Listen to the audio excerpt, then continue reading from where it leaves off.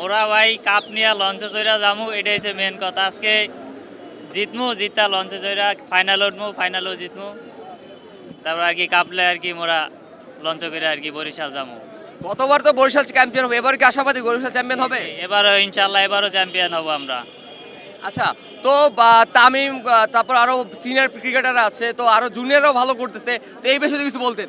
ও junior বলতে আজকে তাওহিদা ভালো খেলুক আশা করি। তারপর আরো উপরে যারা আছে রিয়াদ ভাই ভালো খেলুক। ফাইম আশরাফ তো চলে গেছে, তার অভাবটা আরো বিদেশি ম্যানেটা আনা উচিত ছিল আরো ভালো। কিন্তু যাক যা হোক, আশা করি আজকে জিতবে বরিশাল, এটাই প্রত্যাশা করি। তারপর ফাইনালে চলে যাব। কি মনে হয় আজকে তামিম কত করতে পারে? তামিম আশা করি 50+ করুক রান আর কি, এই আশা করি। গত ম্যাচে তো গোল্ডেন ডাক মারছে, তারপর এই ম্যাচে 50+ করুক, এটাই আশা করি।